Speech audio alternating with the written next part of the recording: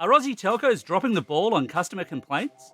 And how did a Mercedes Benz become Apple's most expensive audio accessory?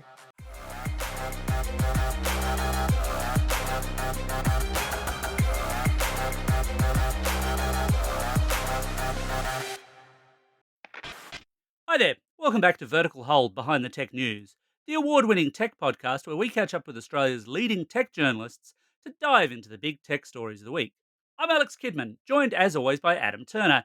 Hey Adam, good news, there's another social network to join. Huzzah! I was just thinking there wasn't Yay! enough of them. This one's called Canopy, and it's for, wait for it, content creators and influencers. Now, Adam, Oh, you're an influential kind of guy. What would it take for you to sign up to yet another social network? I can't imagine anything worse. I suppose in some ways I'm actually in favor of something special for content creators and influencers because the more time they spend influencing each other in a circle, the less time they spend inflicting themselves on the rest of Harsh, but possibly fair. us. We're also joined by a man who may have been influencing me for some years now. From Finder, it's Angus Kidman. Gus, are you keen to get all the hot tips on how to best show off your bikini bod on a social network? No, I don't need a social network for that because if I want to know how to show off my bikini bod, I'm just going straight to Adam and asking him. I don't like to brag, but gets results. Well, Adam's got plenty to brag about this week because he's been driving around Melbourne in a very, very swish Mercedes Benz. But this wasn't, strictly speaking, a Mercedes Benz test drive. It was an Apple test drive. Has Adam finally cracked the mystery of the Apple car? Mm. We will find out a little bit later. But first, complaining. We all love to complain, and Australians complain a lot about their telco services. We've talked about the TIO, the Telecommunications Industry Ombudsman, a few times on the show before. Gus, the TIO has just put out its annual report, and if you like numbers and statistics, it's thrilling reading, isn't it? It's absolutely stunning reading for the numbers and statistics. I'm a numbers and stats guy, so I'm excited about this. And yes, as you said, we've talked about the TAO a lot before, mostly so that Adam can express his bemusement at people who still have a landline. I feel like that's always been a recurring theme whenever we talk about the TAO. What's interesting when you get the annual report is you do get that picture of a whole year in terms of, okay, how well are the networks doing? How well are they performing? How much are we complaining about them? And, yeah, we are complaining a whole bunch. The TIO got something in the order of 70,000 complaints, just under that, in the course of the last financial year. Although it's worth noting that out of that, there were only roughly 9,500 that it actually decided it needed to escalate and had to go back to the telco and say, "Hey, you've stuffed up." So there's still a lot of middle ground there where things managed to apparently get resolved without I there was going being to say, too much apparently, drama. sometimes the TIO are just bloody useless. You got to allow for that factor. But you've also got to allow for the fact, and again, we have covered this before, but I feel like it's always worth highlighting. The TIO aren't your first port of call. You have to talk to your telco, try to resolve a problem before the TIO will even take your call, as it were. Absolutely. So yeah, you're definitely seeing the extreme end of the stick there, and they're not going to solve anything. So let's do a little lightning quiz for you here. What do you think people have complained about the most, Adam? What's the most common cause of complaints in terms of type of service for the TIO?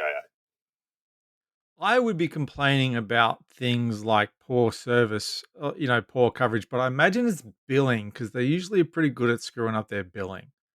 Well, you're kind of right on both points. Like we do know, mobile is their biggest, most complained about service. Yeah. So I think after years of the NBN falling to pieces, maybe people have finally accepted that they've got what they've got on that front. You do see a whole range of different things that people complain about. Poor service is right up there.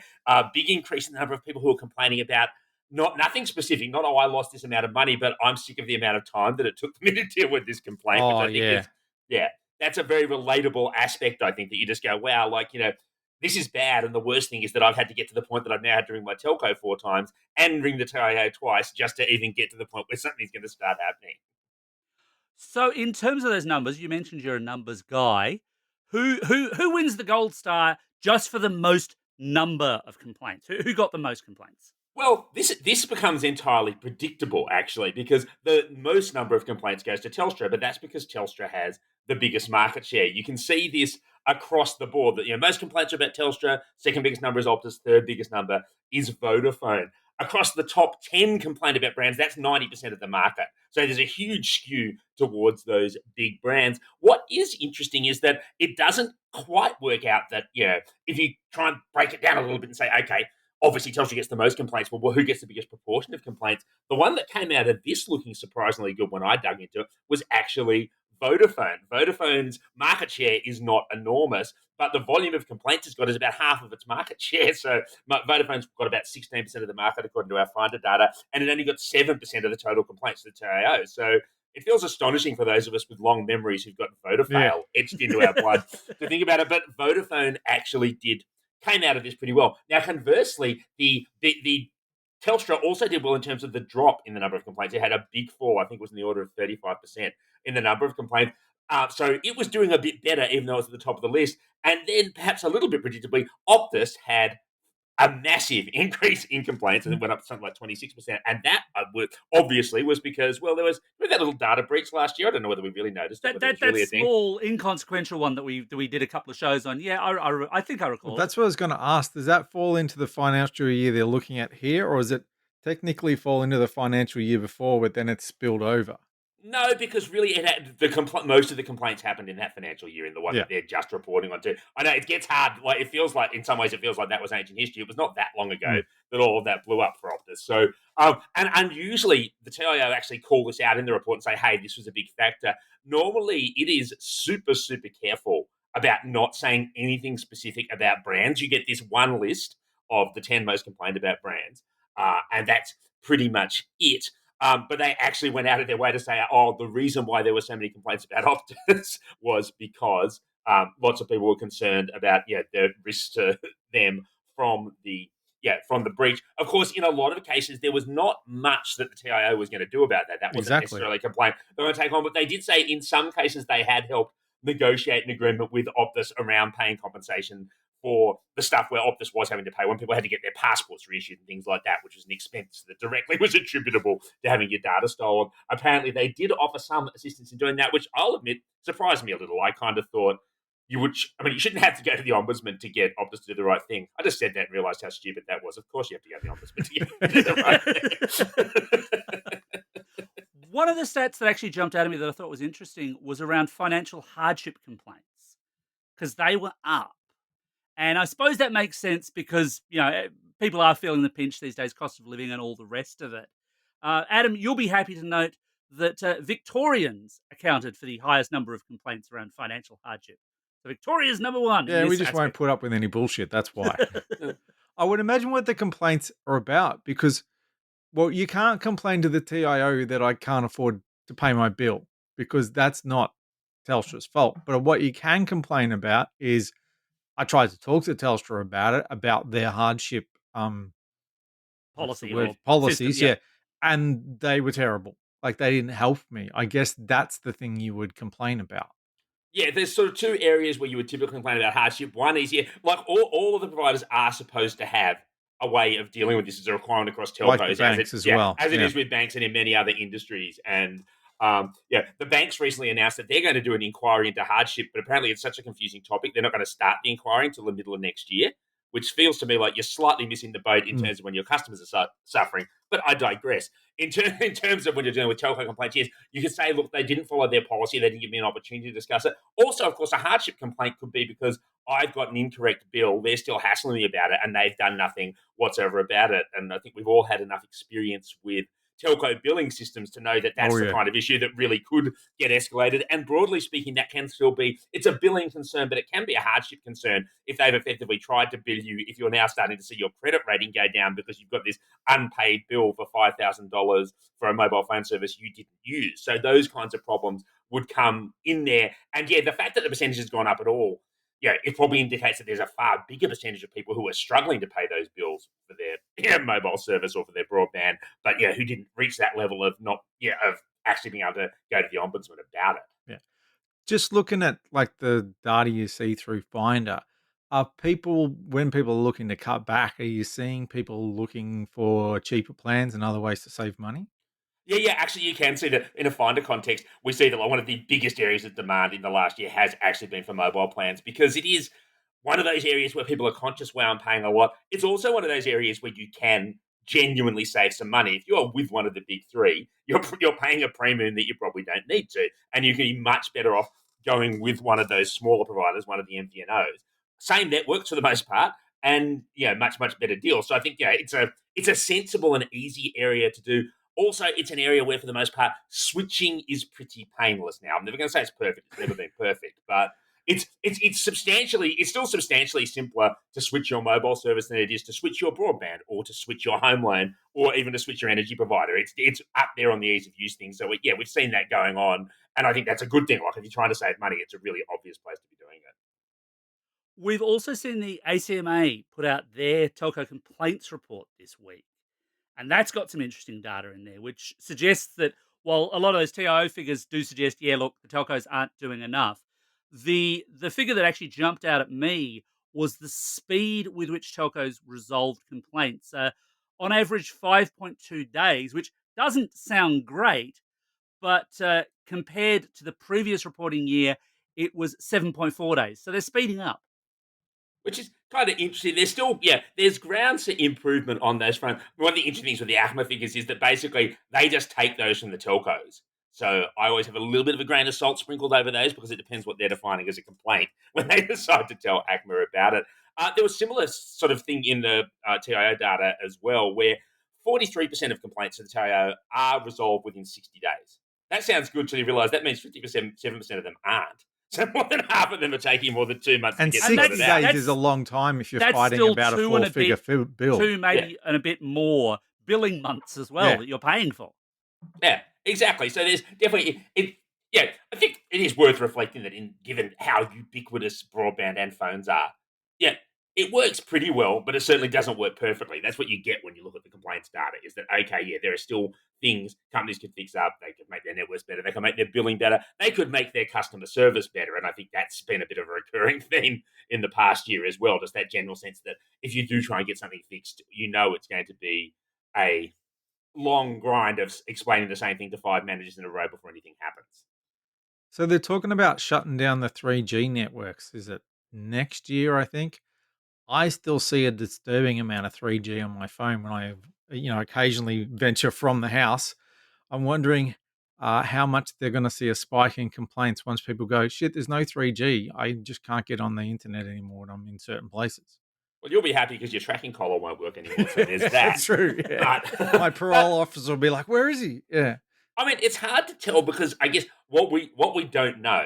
The optimistic view would be that when the 3G switches off, the range of 4G and 5G increases. Like that's the official explanation. We're all cynical enough to know that yes, there probably are going to be a few areas that have drop-offs, but I mean, be rational about it. No one will be able to ring and complain about it because they won't have any 3G to do it on.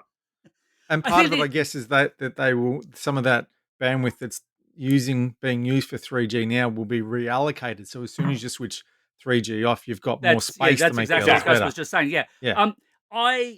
I think as well, there's possibly with that 3G jump down, a bit of misidentification at a network level. Because I've certainly seen it where it'll kind of flicker into 3G and then back up out again and then not.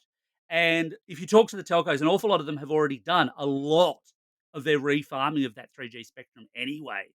So I would be willing to believe to a certain extent it may well just be a software identification error rather than you're in a 3G only zone right now.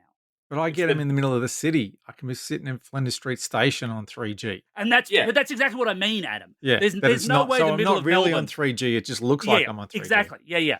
I am theorizing here. Yeah, I do not I don't run have these as large much faith networks. in the Please do not telcos to send believe TIO that. complaints to me. But yeah.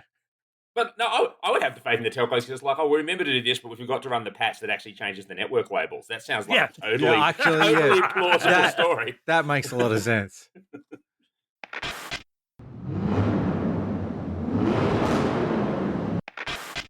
So, Adam, I understand that you recently got to go on a very, very swish test drive in a Mercedes-Benz, but this wasn't a Mercedes-Benz event. This was an Apple event. Adam, tell me, is it true? Have you finally uncovered the secret Apple car? Not exactly. I mean, my friends all road test Porsches, so I had to make amends. Right. No, it's not an Apple car, but basically what it is it's the first car that's got Apple's spatial audio built into it. So It was when it was first announced, because this was announced last year, it was the first non-Apple device to support spatial audio. Since then, we've seen some Sonos speakers and a few other bits and pieces come along. But the main thing, like there's two bits of spatial audio. There's very much that it's surrounding you like surround sound in a cinema. And there's also like if you've got AirPods on, then when you turn your head, the sound seems to stay in the same spot. This head tracking. There's no head tracking in the car because that would freak you out. If you do a head check as you change lanes, the music spins around the I'm room, you thinking you pass go out and wake you up in go around a hospital. corner and you realize, hang on, the Yeah, Rolling Stones are now behind me. exactly. Mick, get back in the car. The main thing, I mean, we're talking if you're gonna build, it's like if you're gonna build a time machine, you may as well put it in a DeLorean, right? If you're gonna put this in a car, it may as well be a Mercedes Benz. But they start at a very reasonable $134,000, so it's not gonna break the bank for some people. It I will love for that these you're people. calling that $134,000 car a device. Like, Yes, well, like I said, it's Apple's most expensive accessory.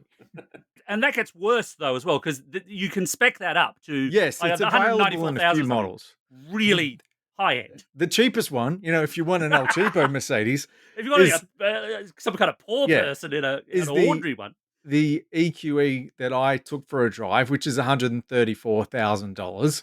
But it goes up from that because they have the EQSs, which are a bit more luxury model, and you get up to like $190,000 or so. And then there's SUV models, which push up the price again. So you could be spending up to $2,000. They have OLED screens in them, and you can spend extra to stretch the OLED screen right across the dash in front of the passenger. And with the latest updates to iOS and CarPlay, I think CarPlay can take over all of that dash. So that would be pretty freaky. I'd reprogram it to look all like the Star Trek console, like I was, Geordie pushing buttons and whatever. But Siri, yeah, so you please can stop spend, driving into the lake. I can see it yes, happening. you can spend a shitload of money on this. But the thing that really makes it possible is they've got, well, the one I drove had a 15 speaker sound system in it. Some of them up this to 32 or something ridiculous like that. But it means that they've got a lot more fine control around exactly where the sound is coming from. Because the way So I audio, was gonna ask Adam actually because with spatial audio in like AirPods or AirPods Max, yeah, from memory, it's AirPods Pro and AirPods Max are the spatial audio ones. The yes, I regular think so. AirPods do not have this. But with those, obviously, you've got them in your ears or you've got them on your ears. This is an in-car sound system. So is this just spatial audio that's great if you're the driver? Because otherwise, you've got all these different little audio zones, and I can't imagine that you can feed all of them spatial audio at the same time. It's still, spatial audio is basically just a fancy version of surround sound. So it's basically like a Dolby Atmos version of surround sound. So with originally you had two-channel sound. So Mm. the sound either comes through the left or the right or a bit of both, and that's how you can sort of move things around. And then they expanded it out to 5.1 channel sound, so you've got the five speakers around you and the subwoofer. But when you were mixing that, you still had to say, all right, I want this bit to come through the left front, I want this bit to come through the right rear. With you, yep. What they do with things like Dolby audio is it's based on objects. So rather than writing down, we'll say, encoding in the audio, this sound has to come through this speaker. What it does is it explains, okay, there's a 3D sound stage around you, and I want this object, I want the guitars to sound like they're over there, and I want the vocalists to sound like they're over there, and I want the drums to sound like they're over there. Now, what I'm going to let you do is you, as the sound system, can make a decision based on how many speakers you've got where you want to put those things. So if you've got five speakers, you mix it the best you can. But if you've got 15, you take more advantage of that. And also there's that sense of height. And this is one of the things you have in the car as well. Some of the speakers are up high. So the music is not just around you, but also above you. And you're talking about the sweet spot. It does sound very good in the driver's seat, but as you would expect, the best spot to actually sit is in the back seat in the middle. Because I'm you not are falling for that trick again, Adam. Hey, we settled that lawsuit, all right? We're not going to speak about it. But it's like going to the movies. The best thing I found to show off the effect was the spatial audio mix of Bowie's Space Oddity. Because even in stereo, it's amazing because they've used doubling. He's singing over the top of himself through different channels at the same time. And when you put that in spatial audio, it moves all around you and it's amazing. You're listening to Bowie sing from three different places in harmony with himself at the same time. I think your analogy works. It makes sense in the sense that just as if you're listening to this stuff at home, you're having a good experience sitting on the couch, whichever end of the couch you're at. It's still pretty good Hmm. Yeah. regardless. So, But that's what I was going to say is that if you go to the movies and you sit in the front row or the back row, it doesn't sound as good as if you sit in the middle because you want the music all around you. I found that when I was driving the car, the spatial audio sounded fantastic, but most of it was coming from behind me, and what was in front of me was not that far in front, like it was up close to the front. When I got in the middle at the back, it sounded better, but also that sense of height kicked in because some of the speakers up top are actually slightly behind the driver. So when you're in the middle, rather than Bowie just singing all around me, sometimes it sounded like he was above me and moving around. And that sweet spot in the middle is very much like going to a Dolby Atmos cinema and David just Bowie is closing your eyes. behind you, Adam. Yes. It's just, like I said, it's like going to a Dolby Atmos cinema, closing your eyes and just listening to all whiz around you. It's incredible. Am I right in thinking, Adam, that all of these Mercs, all of the ones that 134 up to 200,000, however many hundreds or thousands of pairs of AirPods Pro that is, um, am I right in thinking these are all EVs? And I'm asking not from the EV perspective, but more from the audio perspective, because one of the things that is notable about EV driving is there's no engine noise Yeah. because the engine doesn't have to explode petrol. I'm pretty sure they are all EVs, and the one that I was driving was an EV. And the sound dampening and the amount of noise that comes up through the car from the road is very, very impressive. When you turn the music off, it's not quite like riding a magic carpet, but it's pretty close. And as you say, because you cut all that engine noise down and that road noise down, it really allows the audio to shine because even in the quieter bits, you're not distracted by everything else that's going on. yeah. Yeah, it's very easy to mock this idea and make jokes as we have around, Mm, oh, I've got a car speak. The reality is that cars are one of the primary spaces where people consume audio these days. Like if yeah. you're driving on a regular commute, like it's a big deal. So I can definitely see, yeah, the potential for that. And while it's probably not going to be quite the same once we've got, spatial audio in a Kia, like, it's still at the same time, if it's an EV, it's still going to have that fundamental benefit of not being noisy. Yeah. It might not have the same degree of soundproofing and that extra degree of enhancement. It's still going to be improvement. The thing, and I mean, yeah, as is well known, I'm not a car person. It's actually a legal requirement in Australia to not put me on the road for the safety of all the rest of you. So I can relate to that, but I'm a big, music and audio nut. One of the big controversies in spatial audio generally is where you source it, because a disturbing number of these things are only available on streaming services. They're available on Apple Music, or they're available on Tidal, or they're available on Spotify. And the problem is that, especially if you're driving, outside of, well-developed areas, you've got a real potential problem where you're not going to get good quality audio because you're still relying on pulling it in off what amounts to a 4G signal. Did you run into any dramas with that, or had you carefully plugged in source audio so you weren't worried about that? Well, I didn't run into any problems with that. And we were driving through down the Mornington Peninsula. Well, not regional Victoria, but out of the city. But one of the things I thought was interesting is for spatial audio to work, it needs to be using the Apple Music client running in the car's entertainment system. So if you're using Apple Music on your phone and playing that through CarPlay into the car stereo, you're not getting spatial audio. But the car still has to use your phone as its internet connection because it doesn't have its own SIM card, but it has to stream spatial audio from Apple. So I would think that if you've stored it on your phone in offline mode, it's probably not going to work because it's trying to play Hmm. it from the phone. You need to have that internet connection so it can stream it live. So yes, you are looking at long road trips, interstate road trips. You're maybe going to have to make do without between certain areas. Yeah. I mean, So, not unsurprising for an Apple solution to say, "Oh, we'll just go wireless or sod you," because that is Yeah. basically the Apple policy in a whole range of areas. But sort of, it's interesting. There's going to be a degree. The people who are genuinely obsessed with this sort of stuff, the people who do have shelves full of Blu-rays with full spatial mixes, are the ones who are going to go, "Well, I'm going to need a different solution in my car because that's not going to cut it for me." what I was going to say, Adam, how many years before the TIO records its first complaint because the mobile coverage wasn't good enough to do spatial audio in the Mercedes Benz? Probably not that many. I would imagine that Mercedes Benz drivers are the kind of people who would complain about that kind of thing. Yeah, it's a very Hello to my Karen and new friends Darren at kind of Mercedes. place. Yes, Yes. yes. But it was a very nice car to drive. for my first time to drive an EV, I think maybe I've been a little bit spoiled. Now so this actually raises all sorts of other questions because, as the regular listeners will know, I made that jump myself a couple of years ago. Gus, you can go off and make a cup of coffee, obviously. But how'd you find it? Beautiful, really nice. I mean, it's It should be for I the price. drive Let's get that out of the I way. drive a diesel Captiva that needs a transmission service. So you know about engine Yes, noise. but the thing is, I drove that from my house across town to the Mercedes-Benz place in And it made it Mulgrave, there? and it made it there, but it was a bit rough. And then I switched to driving this EV, and so the EV was phenomenal in comparison, but it's hard to say.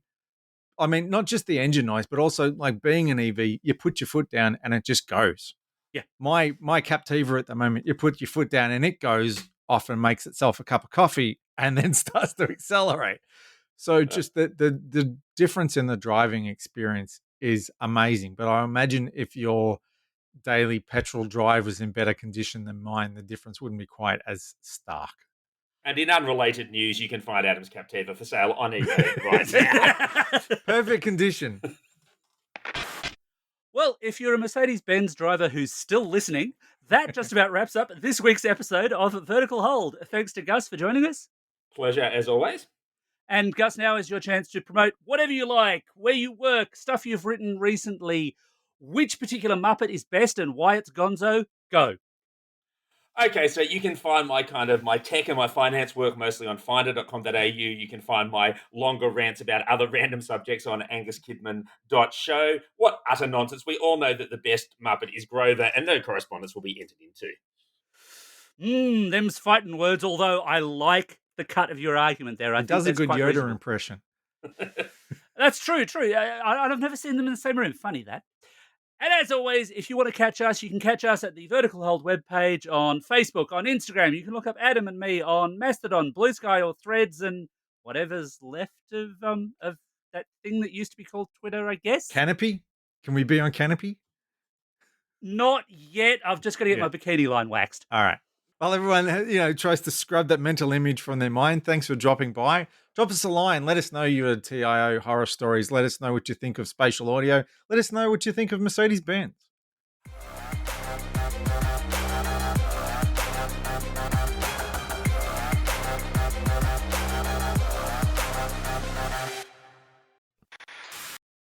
I'm Alex Kinder. Yeah. I'm not Alex Kidner. Usually.